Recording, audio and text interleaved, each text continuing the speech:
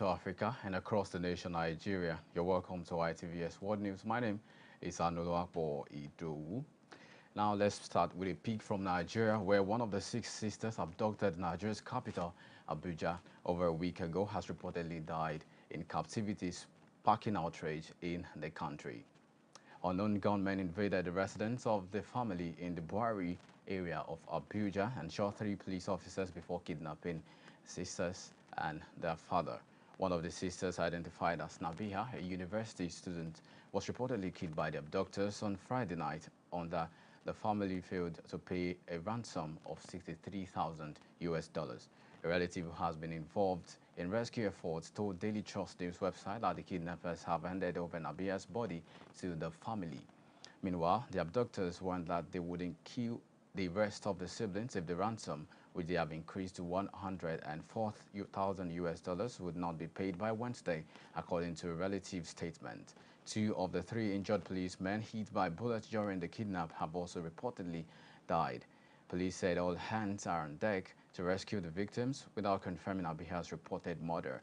Opposition leader Atiku Abubakar has said Nabiha's killing is yet another reminder that the kidnappers and bandits are operating unhindered in the country and called for the country's security architecture to be rejigged. Peter Obi, also leader of the opposition Labour Party, says the kidnapping in the country's capital is a clear pointer to how insecure the rest of the country, Nigeria, is. Away from Nigeria now to South Africa, where at least 11 people have died after heavy rains and severe floods hit South Africa's KwaZulu-Natal KZN province at the weekend. The severe weather conditions have also caused widespread devastation, including damaging property and infrastructure, cutting off power, displacing dozens and trapping several other residents in their homes or vehicles. Authorities have closed several public swimming pools and beaches in Durban as a precautionary measure.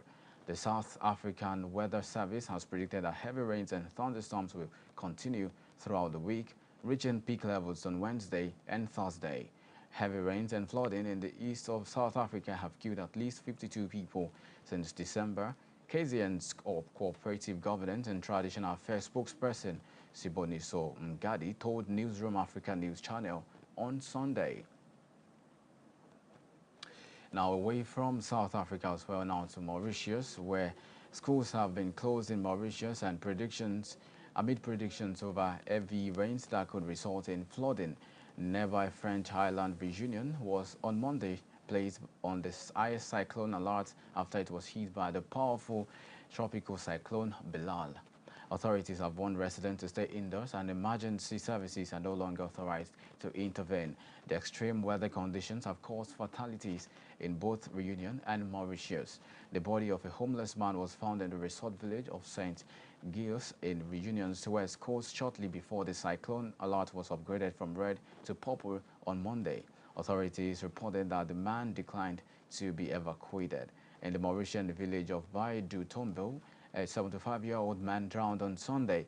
2 surfacers faced the storm at sea in La Punios in western Mauritius. One reached the coast while the other one is still missing. And here is the report.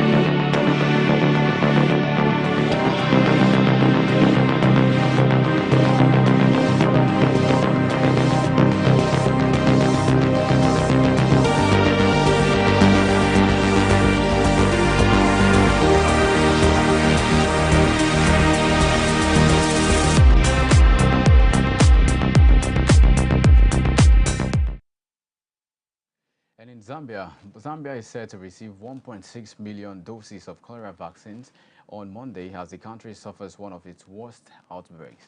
More than 350 deaths and 9,000 infections have been recorded since the outbreak started October last year. The vaccines have been secured by Zambia's government in collaboration with the World Health Organization and United Nations Children Agency, UNICEF. The vaccines will be officially received by the Health Ministry after arriving to the country late on Sunday. After this, the ministry will finalize the preparatory processes to begin community vaccinations in selected hotspots in Lusaka province, the Health Ministry said on Sunday, citing Lusaka as the worst hit province. The outbreak has so far spread to 9 out of Zambia's 10 provinces. The vaccinations will target people aged 1 year and above, the ministry added. Zambia had undertaken several measures to curb the ongoing outbreak, including delaying school reopening and limiting attendance at cholera victims' funerals to 5 people. The country's biggest sports stadium, the National Euro Stadium, has been repurposed to treat cholera patients. The government has also urged Zambians in towns to relocate to villages. Away from Zambia now to Uganda, where private security guards in Uganda have been banned from carrying firearms until the end of a key international summit starting in the capital, Kampala. Over 4,000 delegates, including United Nations Secretary General Antonio Guterres and heads of state and government, will be attending the 19th Non-Aligned Movement Summit in the country. The summit runs for 9 days. All private security firms have been notified that due to the summit, the movement of private security guards with firearms will not be allowed until the end of the month, state-owned New Vision News website reported. Police Director in charge of operations, John Nwajira, told the private security firms to treat the directive with the urgency and strictness demanded by the situation. Security has been heightened at airports, meeting venues, and hotels in Kampala. Uganda police spokesperson Fred Enanga said the counter-terrorism measures have also been enhanced. President Yoweri Museveni will take over the leadership of the non-aligned movement from Azerbaijan's President Ilham Aliyev. Away from the shores of Africa now to Denmark, where tens of thousands of people turned out to watch King Frederik X succeed his mother as the monarch of Denmark in a historic moment for the nation. Blinking back tears, King Frederik told the cheering crowd outside Christiansborg Castle that he hoped to become a unifying king for the future. He also praised his mother, who formally abdicated an hour earlier, ending exactly 52 years on the throne.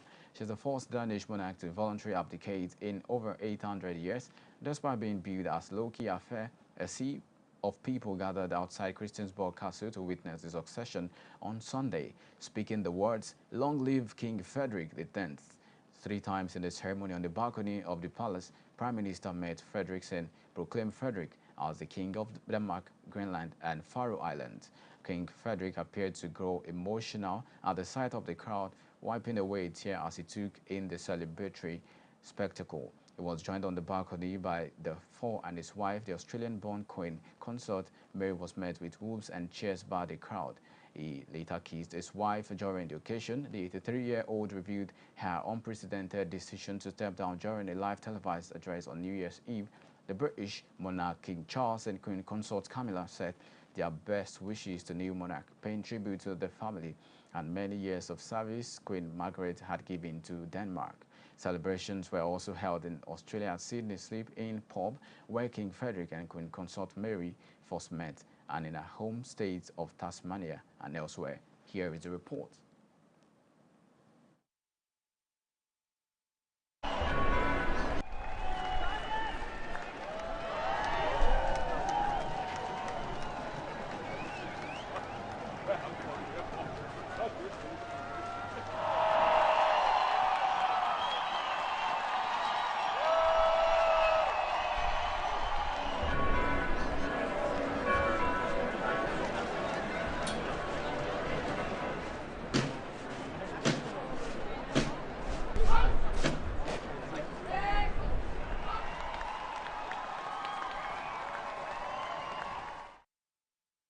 From Denmark now to the United States, where the U.S. military says it has shot down a missile fired towards one of its warships from a Houthi area of Yemen. The anti-ship cruise missile fired towards the USS Laboon in the Red Sea was downed off the coast of Hodeidah by U.S. fighter aircraft. No injuries or damage were reported in the incident on Sunday afternoon. It comes after the U.S. and the United Kingdom launched strikes aimed at degrading the military capability of the Houthis, who have been attacking Red Sea cargo ships. The U.S. and the U.K. hit nearly 30 locations in Yemen on Friday, reportedly including arms, ammunition, depot, logistical hubs, and air defense system. The U.S. followed up on Saturday with another strike on the Houthi radar site. Meanwhile, President Joe Biden said he would not hesitate to direct further measures to protect the people and the free flow of international commerce as necessary. Similarly, the UK says it is prepared to launch further action against the Houthis. The attacks have led major shipping companies to divert vessels away from the Red Sea, instead taking a longer route around southern Africa. UK Prime Minister Rishi Sunak has said that the Houthi attacks have been causing major disruption to a vital trade route and driving up commodity prices. The attacks by the group, along with the UK to US strikes in Yemen, have also added to the fears that the war in Gaza is already spreading to the wider Middle East. Also, a principal shot while protecting his pupils from a gunman at his Iowa school has died from his injuries.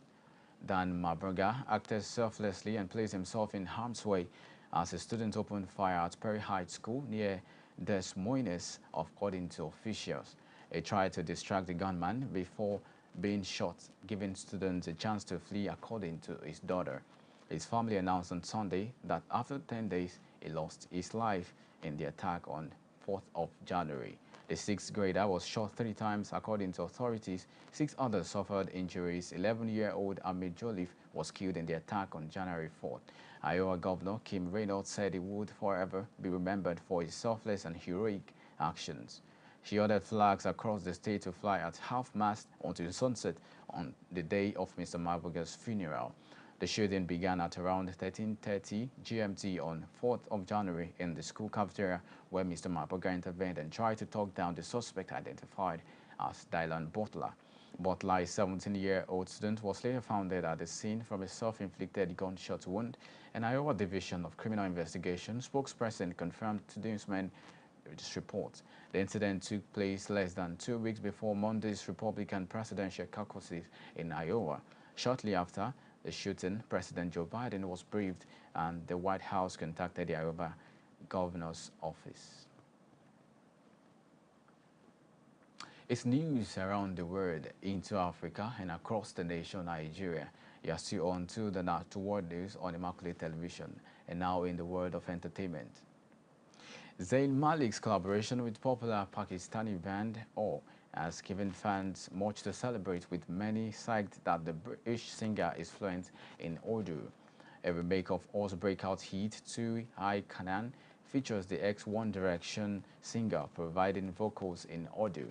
The original version of the song has more than 95 million views, though the remake, released last Friday, is catching up with 3 million views. Malik said he was incredibly humbled when O reached out to him. The 31-year-old was born in Bradford, England, but has Urdu roots. His father is a Pakistani immigrant to the United Kingdom. Many Urdu-speaking fans also celebrated the attack with one, calling it a gift for his fellow Pakistanis. The Karachi-based band broke into Pakistani music scene only in 2020, but have already proven a success in the region with their music that blends R&B and hip-hop elements. And in sports, Morocco may have made history in 2022 by becoming the first African team to reach the FIFA World Cup semi-finals, but the continent's dominant footballing force lies further down the coast in Senegal. The Teranga Lions are defending the African Cup of Nations AFCON title in Ivory Coast this month, but that is just the tip of the iceberg. Senegal are also the reigning continental champions at under-17 and under-20 level, and even won the African Nations Championship (CHAN), the competition for domestic-based players, for the first time last year. Ali Cissé's men began their Group C campaign with a derby against the Gambia today, 14 o'clock Greenwich Meridian time, as they look to become the first side to register back-to-back AFCON triumphs since Egypt won their third in a row in 2010. Cissé himself was part of Senegal's original golden generation, which finished as runners-up at the 2002 AFCON before reaching the semi-finals of the World Cup later that year on the country's debut at the finals. Former international teammate El Hadji Diouf believes Senegal's recent success is a result of both a strong partnership between the government and the country's football federation, FSF, and critical investment in facilities. Senegal hold the African game even stretches to beach soccer, with the country winning the past 4 continental titles and finishing 4th at the last Beach Soccer World Cup in Russia in 2021. Another big factor in Senegal's long-term strategy has been to ensure stability in the dugout. To cap it yet again, Cissé has been in charge of the Teranga Lions since March 2015 and has slowly built towards success.